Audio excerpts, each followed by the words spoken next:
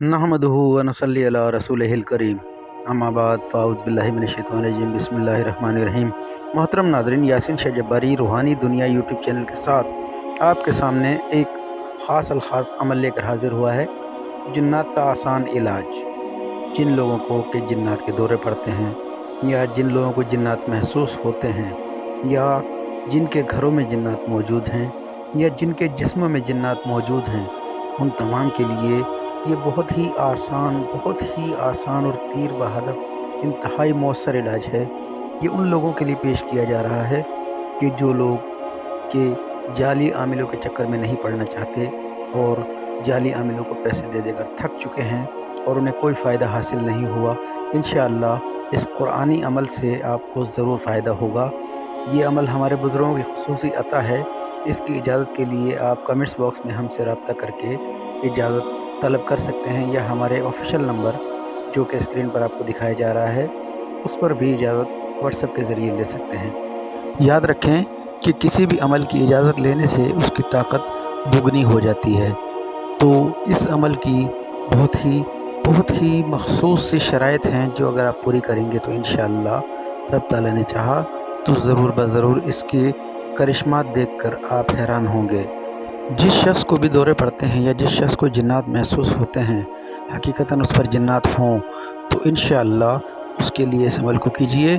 इस अमल का तरीका यह है कि आपने किसी भी हफ्ते या मंगल के दिन साबुत नमक, जिसे सेंधा नमक भी कहते हैं या जिसे लाहौरी नमक भी कहते हैं, डली वाला नमक भी कहते हैं, ये साबुत होता है यानी पिसा हुआ नहीं होता।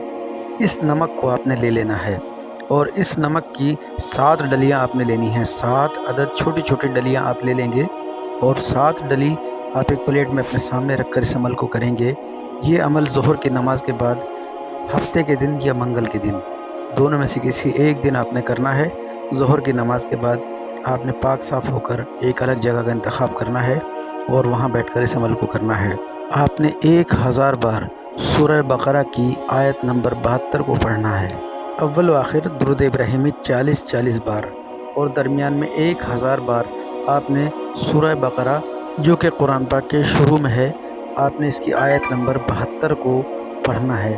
और 1000 बार पढ़ने के बाद आपने इस नमक पर दम कर देना है। इस नमक पर दम करने के बाद आपने इसे अच्छी तरह पीस लेना है और पीस कर जो भी मरीज़ हो उस मरीज़ के खाने में आपने इस नमक को शामिल कर देना है। रोज़ाना की बुनियाद पर जितनी बार भी वो खाना खाता है उतनी ही बार आपने ये नमक शामिल करके उसे ये खाना देना है। नाज़रीन, इस अमल को 40 दिन मुतवातर करने से इंशाअल्लाह रब ताला ने चाहा तो मरीज़ बिल्कुल तंदुरुस्त हो जाएगा। इस अमल से पहले सदका ज़रूर देना है और सदका रोज़ की बुनियाद पर और हफ्ता या मंगल के दिन मरीज़ पर से 1.25 पाव लाल गोश्त आपने वार कर उसका सदका देना है। नाज़रीन, इस अमल को 40 दिन कीजिए, इंशाअल्लाह रब ताला ने चाहा तो मरीज़ ज़रूर सेहतियाब होगा। मोहतरम नाज़रीन, नमाज की पाबंदी और कुरान पाक की तिलावत की पाबंदी कीजिए। यासीन शाह जब्बारी के हक़ में दुआए खैर करें। इजाज़त दें। अस्सलामु अलैकुम व रहमतुल्लाहि व बरकातुहू।